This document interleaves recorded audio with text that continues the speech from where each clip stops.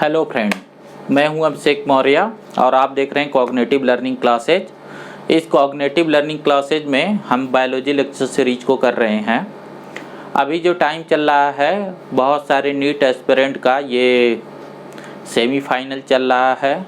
उनके पास 1 मंथ से थोड़ा ज़्यादा टाइम, करीब 30-35 दिन का टाइम बचा हुआ है।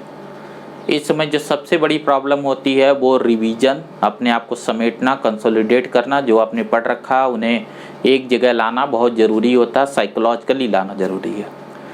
आज जो है मैं एक नए टॉपिक को स्टार्ट कर रहा हूँ और बेसिकली इस टॉपिक को मैं थोड़ा फोकस इस बात पे कर रहा हूँ कि कैसे जब वो स्टूडेंट, जो मेरे स्टूडेंट हैं, उन्हें तो पता है कि मैं कितनी जल्दी इन चीज़ों को समेट देता हूँ पूरे टॉपिक को कवर करते हुए, ठीक है। बट अगर कोई नहीं भी मुझसे पढ़ा है तो कोई बात नहीं है, मैं उसे दिखाता हूँ कि कैसे आपको इस टॉपिक को बहुत इजी तरीके से पढ़ सकते हैं। फ्रेंड, थोड़ा सा आपको ये समझा दूँ मैं। आज जो टॉपिक हम कवर करने वाले हैं वो है आपका फिजियोलॉजी का टॉपिक, ठीक है। फिजियोलॉजी में भी हम ह्यूमन फिजियोलॉजी को ले रहे हैं। आपका 11th क्लास में ह्यूमन फिजियोलॉजी का टॉपिक है, ठीक है। ह्यूमन फिजियोलॉजी का टॉपिक है, फिजियोलॉजी या लॉजी जो भी आप बोलते हो, फिजियोलॉजी का टॉपिक है, ठीक है। अब ज़्यादा एक बात आप जानो, 2 आप में सिलेबस हैं। एक प्लांट फिजियोलॉजी है, ठीक है। आपको सिलेबस थोड़ा बताना चाह रहा हूँ। एक प्लांट फिजियोलॉजी है और एक एनिमल फिजियोलॉजी। दोनों मिला के 15 क्वेश्चन का वेटेज है, ठीक है। दोनों मिला के ना 15 क्वेश्चन ही पूछे जाते हैं, ये आपको ध्यान रखना है। कोई झूठ नहीं, कोई वो नहीं। इसमें भी ये जो प्लांट फिजियोलॉजी है इससे 8 क्वेश्चन आते हैं और ऊपर वाले से जनरली 7 क्वेश्चन आते हैं। कभी कभी ये उल्टा हो सकता है, लेकिन ज़्यादातर केस में प्लांट फिजियोलॉजी से 8 क्वेश्चन और एनिमल फिजियोलॉजी से जस्ट 7 क्वेश्चन पूछे जाते हैं, ठीक है। तो आपको ये ध्यान देना है, क्वेश्चन जस्ट 7 पूछे जाने वाले हैं, ठीक है। 7 क्वेश्चन का मतलब कम नहीं होता, 4 मार्क का एक क्वेश्चन है। और 11th में देखो, 11th में क्या है, 11th में पहली यूनिट डाइवर्सिटी की है, ठीक है। मैं समझा दे रहा हूँ एक बार और, 10 क्वेश्चन, ठीक है। बट 4 चैप्टर में है, ये ध्यान रखना है, और चैप्टर एक से एक हैं, ठीक है। दूसरी जो यूनिट है आपकी मॉर्फोलॉजी की, ठीक है, मॉर्फोलॉजी और एनाटॉमी की, यहाँ से भी 10 क्वेश्चन आते हैं, ये ध्यान देना है। तीसरी यूनिट जो है वो क्या है, सेल की, यहाँ से भी 10 क्वेश्चन आते हैं। तो ये कितने हो गए, 30 क्वेश्चन। 11 से टोटल कितने आएंगे, 45 क्वेश्चन, क्योंकि आपकी टोटल बायोलॉजी कितनी है, 90 क्वेश्चन। तो ये ध्यान रखना है कि 30 क्वेश्चन तो इन 3 यूनिट से और 15 क्वेश्चन, ये फिजियोलॉजी की एक यूनिट है, ये एक यूनिट है, इन्हें अलग अलग नहीं समझना है, ठीक है। तो ये आपका जो है यहाँ से 15 क्वेश्चन बन रहे हैं। देखो, जैसे जो आपकी टेक्स्ट बुक है, मैं दिखाता हूँ। जो आपकी टेक्स्ट बुक है इसमें देखो, ये जो है ये जो आपकी यूनिट है लास्ट वाली 5th यूनिट ह्यूमन फिजियोलॉजी की, इससे मैंने बोला 7 क्वेश्चन आएंगे। अब इसमें चैप्टर क्या है, डाइजेशन एंड एब्जॉर्प्शन, ठीक है। डाइजेस्टिव सिस्टम नहीं है और एनिमल न्यूट्रिशन नहीं है। वो जो लोग पढ़ाते हैं वो 2004 के पहले हुआ करता था। 2005-6 से ये नई बुक प्रिंट हुई है, तब से आपका जो टॉपिक का नाम वो बदल गया। इसीलिए न्यू एनसीईआरटी पढ़ना ज़रूरी रहता है, ताकि आप मिसगाइडेड न रहें, मिस इन्फॉर्म न रहें, ठीक है। तो एनिमल न्यूट्रिशन आपका टॉपिक नहीं है, रेस्पिरेटरी सिस्टम आपका टॉपिक नहीं है, ठीक है। वो सब पुराने टॉपिक को मैंने देखा है, कई सारे बहुत एक्सपीरियंस टीचर पुराने टॉपिक को पढ़ाते हैं और आप कंफ्यूज रहते हैं कि आप पढ़ने क्या आए हैं, पढ़ना क्या है, सही क्या करना है। आपका जो टॉपिक है वो मैं बता रहा हूँ, और वो कैसे निपट जाएगा, वो बहुत जल्दी हो जाएगा। देखो, जब ये नई बुक को प्रिंट किया गया 2004-05 में, ये जो न्यू बुक है, तो इसमें आप कभी किताब को पढ़ते नहीं हो। यहाँ जो आपको किताब में देखो, ये जो आपको मेंशन किया गया फॉरवर्ड, जो ये आपको मेंशन किया गया फॉरवर्ड, इसमें मेंशन है नेशनल क्यूरिकुलम फ्रेमवर्क 2005। ये रिकमेंड किया है कि जो किताब का वॉल्यूम है ना, वो थोड़ा कम हो। मैं इस चीज़ को थोड़ा दिखाना चाह रहा हूँ, 1 मिनट प्लीज। मेरे पे विश्वास नहीं है, ये देखो, ये किताब है पुराने सिलेबस की, एनिमल न्यूट्रिशन वाली, और ये किताब है न्यू सिलेबस की। मेरे पास ये दोनों है। एक्चुअल में मेरे पास बहुत पुराने बुकों का कलेक्शन है, ठीक है। तो इनका अगर आप वो देखोगे तो यहाँ कंटेंट जो है ना थोड़ा कम किया गया है, समझे इस बात को। इस वजह से आपको ये ध्यान देना है कि आपको क्या सिलेबस पढ़ना है। चलो, अब तो मान गए। तो यहाँ जो ये यूनिट है ह्यूमन फिजियोलॉजी की, इसमें चैप्टर है कितना, देखो, डाइजेशन एब्जॉर्प्शन, दूसरा रेस्पिरेटरी सिस्टम नहीं है, breathing and exchange of gases, body fluid circulation, excretory product, their elimination, locomotion and movement, neural control and coordination, chemical control, chemical coordination and integration, ठीक है। तो ये जो आपके चैप्टर हैं, ये 7 चैप्टर हैं, ठीक है। वेटेज कितना मैंने बताया यहाँ पे, 7। तो इसका मतलब क्या हुआ, हर चैप्टर से सिर्फ एक क्वेश्चन आएगा, हर चैप्टर से सिर्फ एक क्वेश्चन आएगा, ठीक है। ये भी फिक्स है। आप डाइजेशन आप कितना भी पढ़ डालो, क्वेश्चन तो एक आएगा, लेकिन वो सही भी करना है, क्योंकि अगर एक एक छोड़ते जाओगे तो लास्ट में हाथ में कुछ नहीं आएगा। तो हमें ना जैसे एक एक नंबर को बचाना है, एक एक क्वेश्चन को बचाना है। ये हमारा इफ़र्ट होना चाहिए, ये हमारा स्ट्रेटजी होना चाहिए कि हम हर वेटेज को जो इंडिविजुअल चैप्टर कैरी करता है उसको ज़रूर कंप्लीट करें। और इसके लिए आपको to the point objective approach से सेलेक्टिव लर्निंग होनी चाहिए, ये ज़रूरी है। बेसिकली मेरे गाइडेंस का यही मीनिंग है। तो जैसे इसमें से एक हम आज शुरू करते हैं, थोड़ा आपको समझाऊं कि कैसे आप सेलेक्टिव वे में पढ़ेंगे, ठीक है। मेरे ख्याल से सब समझ गए हैं। थोड़ा एक और चीज़ बता दूं आपको, जैसे प्लांट में जाओगे तो प्लांट में देखो 8 क्वेश्चन है और नंबर आप चैप्टर देखो कम है। जैसे इसमें नंबर आप चैप्टर जस्ट 5 हैं, बट वेटेज ज़्यादा है। उसकी वजह ये है कि जैसे मिनरल न्यूट्रिशन से आपका 2 क्वेश्चन रेगुलरली पूछा जाता है, ठीक है। इसके बाद फोटोसिंथेसिस रेस्पिरेशन से जनरली एक एक क्वेश्चन आते हैं, 4 क्वेश्चन हो गए। प्लांट ग्रोथ और डेवलपमेंट से 2 क्वेश्चन आता है, 6 क्वेश्चन हो गए। ट्रांसपोर्ट इन प्लांट से भी 2 क्वेश्चन आता है, ठीक है। तो ये हो गए 8 क्वेश्चन। तो ये मार्क का डिस्ट्रीब्यूशन है जो प्लांट फिजियोलॉजी में है। तो प्लांट और एनिमल फिजियोलॉजी ये पूरा जो है 11th आपका 45 क्वेश्चन का है। तो इस वजह से आप कुछ छोड़ नहीं सकते। अभी हम डाइजेशन और एब्जॉर्प्शन को आपको बताते चलें कि एक्चुअल में इसमें कैसे क्या पढ़ना है आपको, ठीक है। तो वो देखो, चलो इसको मैं हटा रहा हूँ। जैसे देखो,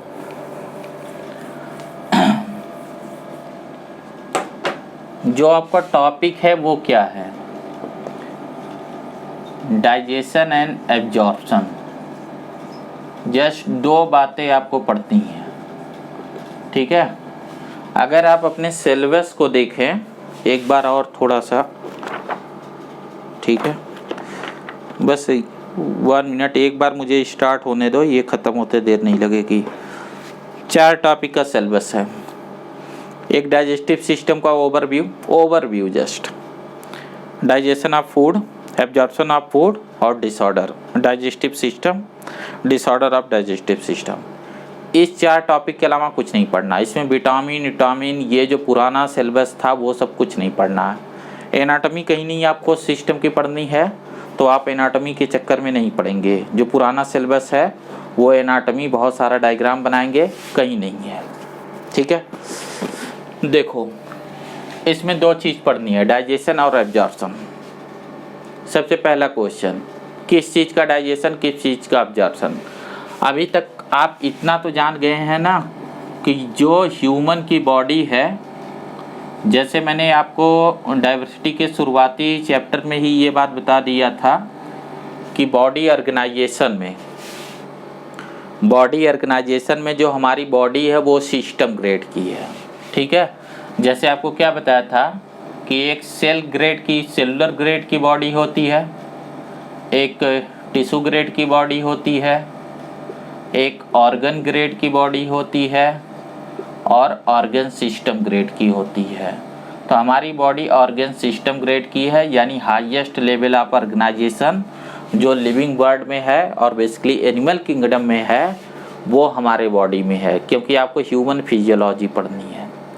ठीक है, तो जैसे अब हमारा बॉडी ऑर्गेनाइजेशन अगर सिस्टम ग्रेड का, तो इसका मतलब क्या है, हमारी बॉडी के जो फंक्शन है, फिजियोलॉजी का मतलब होता है फंक्शन, तो हमारे बॉडी के जो फंक्शन है, जो लिविंग फंक्शन है, जैसे डाइजेशन, एक्सक्रेशन, रेस्पिरेशन, ये जो सेलुलर ग्रेड की बॉडी है ना, जैसे अमीबा, ये भी डाइजेशन करती है, ये भी एक्सक्रीशन करती है, ये भी रेस्पिरेशन करती है। ऐसा कुछ नहीं कि इसमें नहीं होता है, बट सब कुछ करने के लिए इसके पास है क्या, सेल, तो वो सेल के लेवल पे सब करेगी, इसीलिए तो बॉडी सेलुलर ग्रेड की है।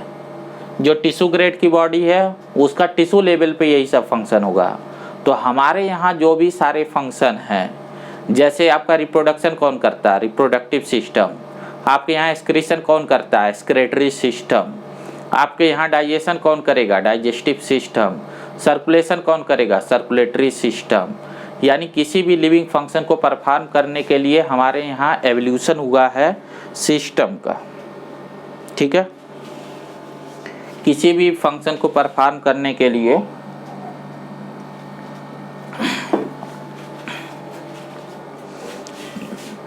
हमारे यहाँ सिस्टम का एवोल्यूशन हुआ है।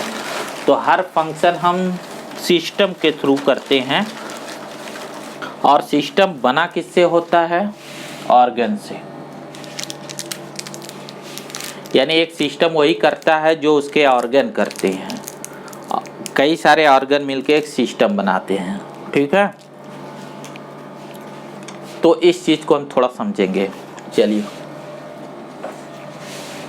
अभी जो हम करने वाले हैं वो क्या करना है, डाइजेशन। तो जाहिर सी बात है, डाइजेशन जो फंक्शन है इसको करने के लिए भी हमारे बॉडी में कोई सिस्टम होगा, तो उसे हम बोलते हैं डाइजेस्टिव सिस्टम। ठीक है, यानी डाइजेस्टिव सिस्टम इस फंक्शन पर्टिकुलर को परफॉर्म करेगा। 2 ही फंक्शन है, डाइजेशन और एब्जॉर्प्शन, यानी जो हमारा सिस्टम है उसका मेन काम है डाइजेशन करना, एब्जॉर्प्शन करना। ठीक है, देखिए यहाँ एक सवाल आता है, किस चीज़ का डाइजेशन, किस चीज़ का एब्जॉर्प्शन। तो हम बोलते हैं फूड का। सवाल होता है फूड क्या होता है, किस चीज़ को आप फूड बोलते हैं। तो एक तो डेफिनेशन तो यही हो सकती है जिसका डाइजेशन और एब्जॉर्प्शन होता है, पर वो होता क्या चीज़ है। तो आप ये जानो, ये एक्चुअल में न्यूट्रिएंट होते हैं। अब न्यूट्रिएंट और न्यूट्रिशन क्या होता है ये मैंने आपको बताया था। इस न्यूट्रिएंट में ये बेसिकली बना किस चीज़ से होता है, तो देखो ये बना होता है बायोमॉलिक्यूल से। एक चैप्टर है आपका बायोमॉलिक्यूल, सेल में आपको पढ़ना है। ठीक है, तो इसमें बायोमॉलिक्यूल्स होते हैं और वो बायोमॉलिक्यूल अपने कॉम्प्लेक्स फॉर्म में होते हैं, ये ध्यान रखना।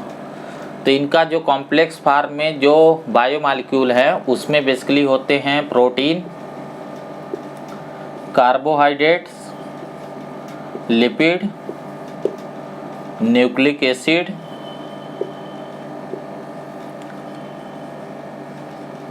इसके अलावा हर खाने में कुछ ऑर्गेनिक कंपाउंड होते हैं जैसे कि विटामिन्स और मिनरल, ठीक है, जैसे कि सोडियम, पोटेशियम, कैल्शियम, मैग्नीशियम। इसके अलावा कोई भी दुनिया का खाना होता है वो पानी में होता है, वाटर। ये आपके फूड का पोस्टमार्टम है। जो आपका फूड होता है, चाहे वो इंडियन हो, जर्मन हो, थाई हो, कोई भी कॉन्टिनेंटल डिश हो, वो बना इन्हीं चीज़ों से होता है। दुनिया का हर खाने में protein, carbohydrate, lipid, nucleic acid, organic compound, mineral और वाटर होते हैं। ये जो कंपाउंड हैं इनका डाइजेशन नहीं होता है, नो डाइजेशन, याद रखना आपको। इनका सिर्फ होता है एब्जॉर्प्शन, ठीक है।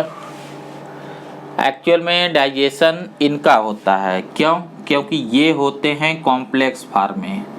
ये कॉम्प्लेक्स फॉर्म क्या होता है? तो बायोमॉलिक्यूल में आपने पढ़ रखा है ना कि ये एक्चुअल में पॉलीमर के फॉर्म में होते हैं, ठीक है। और जो डाइजेशन की प्रोसेस है इसमें इन्हें कन्वर्ट किया जाता है मोनोमर के फॉर्म में। पॉलीमर क्या होते हैं? इसमें एक जैसी यूनिट की एक लंबी चेन होती है और मोनोमर में ये सिंगल फॉर्म में होते हैं, ठीक है, ये सिंगल फॉर्म में होते हैं। ये कैसे होता है? इस बॉन्ड के ब्रेकेज से। एक्चुअल में पॉलीमर कैसे बनता है? इस बॉन्ड से, जिसे बोलते हैं पॉलीमराइजिंग बॉन्ड। ये जो बॉन्ड है ये एनहाइड्रस बॉन्ड है, आपके बुक में मेंशन है बायोमॉलिक्यूल में। एनहाइड्रस बॉन्ड कौन सा होता है? जो वाटर के निकलने से बना है। तो जब इसमें वाटर को ऐड किया जाता है तो ये ब्रेक हो जाता है। प्रोसेस को हम बोलते हैं हाइड्रोलिसिस। मतलब ये पॉलीमर अपने मोनोमर फॉर्म में टूट जाता है। हमें क्यों मोनोमर ही चाहिए? क्योंकि ये जो मॉलिक्यूल मोनोमर के फॉर्म में है इसी का हो सकता है एब्जॉर्प्शन। और डाइजेशन के बाद फूड का क्या होगा? एब्जॉर्प्शन। तो डाइजेशन का मतलब क्या हुआ कि जो फूड है उसके कॉम्प्लेक्स बायोमॉलिक्यूल को वाटर के थ्रू हाइड्रोलिसिस करके कन्वर्ट किया जाता है किस में? मोनोमर में। तो एक क्वेश्चन आता है ना कि ये कॉम्प्लेक्स बायोमॉलिक्यूल में पानी तो हम पहले ही मिलाते हैं, जैसे दाल में पानी डालते हैं तभी तो दाल हमारे खाने का फॉर्म होती है। तो फिर डाइजेस्टिव सिस्टम का क्या काम है? एक्चुअल में यहाँ जो वाटर को डालते हो तो जैसे मैंने बोला कि हाइड्रोलिसिस होती है, तो ये हाइड्रोलिसिस जो रिएक्शन है, इस रिएक्शन का रेट जो है बहुत कम होता है, ठीक है, बहुत कम होता है। रिएक्शन के रेट को बढ़ाने के लिए यहाँ ज़रूरत होती है कैटालिस्ट की, और यहाँ कैटालिस्ट का काम करते हैं एंजाइम, या जिसको बोलते हो डाइजेस्टिव एंजाइम। तो बहुत सारे डाइजेस्टिव एंजाइम हैं, जैसे आपको पता है पेप्सिन एक डाइजेस्टिव एंजाइम है। तो पेप्सिन क्या करता है? प्रोटीन के हाइड्रोलिसिस किसमें? उसके छोटे कंपोनेंट में, ठीक है। और ये जो रिएक्शन है ये कई स्टेप्स के होते हैं, ठीक है। ये ऐसा नहीं कि एक सिंगल बार में ही पॉलीमर से मोनोमर बन जाता है, ये 2-3 स्टेप में फॉलो होते हैं, ठीक है। जनरली जो है 2 से 3 स्टेप में ये फॉलो होता है और तब ये मोनोमर फॉर्म में या उस फॉर्म में कन्वर्ट हो जाता है जिसमें इसको एब्जॉर्ब किया जा सके, ठीक है। सारा खेला बस इतना है, यही आपका चैप्टर है। तो एक्चुअल में डाइजेशन क्या हुआ? तो डाइजेशन में हम क्या करते हैं कि हाइड्रोलिसिस करना है। तो यहाँ 2 बातें होती हैं, यहाँ एक तरीके की फिजिकल और केमिकल प्रोसेस होती है। ठीक है, जैसे ये जो हाइड्रोलिसिस है ये केमिकल प्रोसेस है, लेकिन खाने को चबाना, पीसना, ठीक है, उसमें चीज़ों को मिक्स करना, ये एक मैकेनिकल प्रोसेस है, एक फिजिकल प्रोसेस है। तो डाइजेशन एक तरीके की फिजिको केमिकल प्रोसेस है, जिसमें बेसिकली जो चीज़ होता है वो है hydrolysis of complex biomolecule with the help of enzyme into the simpler one like monomer into multiple steps। ठीक है, तो बेसिकली ये डेफिनेशन हुई किस चीज़ की, डाइजेशन की।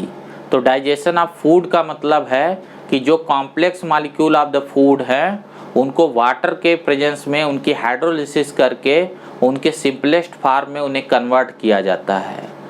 इस सोर्स ऑफ एंजाइम कहाँ से आती है, एंजाइम कहाँ से आती है, तो एंजाइम का सोर्स होता है ग्लैंड। इसीलिए डाइजेस्टिव सिस्टम में बहुत सारी ग्लैंड होती हैं। ग्लैंड होने का पर्पज है कि वो एंजाइम देंगी और खाने में पानी पहले से है, बायोमॉलिक्यूल पहले से है, रिएक्शन स्टार्ट हो जाएगा और हम एक केमिकल रिएक्शन के थ्रू जो पॉलीमर है उसको मोनोमर फॉर्म में कन्वर्ट कर देते हैं। ये प्रोसेस एंजाइम के प्रेजेंस में तेज तो होती है, लेकिन फिर भी ये बायोमॉलिक्यूल इतने कॉम्प्लेक्स होते हैं कि इसमें हमें घंटों का टाइम लगता है। अगर ये एंजाइम नहीं होती तब भी हाइड्रोलिसिस होता, बट आपने पढ़ा है रेट ऑफ रिएक्शन बहुत कम होता, मिलियन टाइम कम होता। तो शायद एक बार एक आलू खा के पचाने में आपको मिलियन ऑफ ईयर लग जाते। हाइड्रोलिसिस तब भी होता तो उसमें टाइम बहुत लग जाते जब रेट ऑफ रिएक्शन उतना कम होती। अभी आज का जो रेट ऑफ रिएक्शन है, तो आपने कुछ भी खाया है, एक प्लेट बिरयानी खाई है, 2 घंटे में काम खत्म। ठीक है, तो आज वो चीज़ हम घंटों में कर देते हैं, 2, 3, 4 घंटों में आपका डाइजेशन कंप्लीट हो जाता है। जो 2-3 स्टेप का जो प्रोसेस है उसे कंप्लीट कर लिया जाता है। एब्जॉर्प्शन वाला जो थ्योरी है वो क्या है, चलो वो भी स्टार्टिंग पहले बता ही दूँ, ये जस्ट इंट्रोडक्शन है।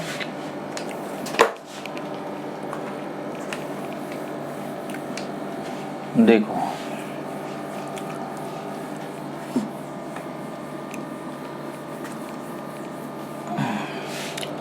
ये आपका डाइजेस्टिव ट्रैक्ट है। ठीक है, ये आपका जीआई ट्रैक्ट है। यहाँ आपका खाना था कॉम्प्लेक्स फॉर्म में।